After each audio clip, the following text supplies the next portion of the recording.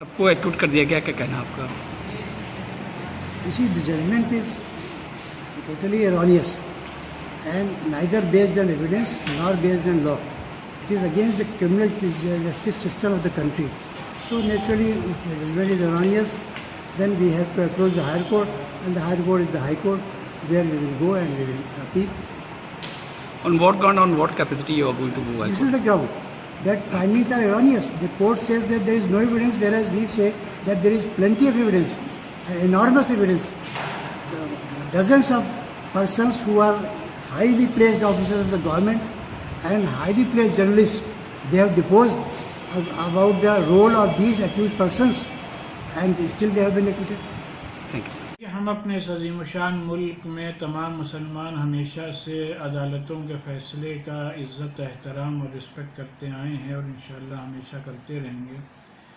اور آج کے اس فیصلے کے سلسلے میں ہمیں کچھ نہیں کہنا ہے، اور سبھی لوگ جانتے ہیں کہ 6 دسمبر 1992 کو کس طریقے سے سر عام ایودھیا میں بابری مسجد شہید کی گئی اور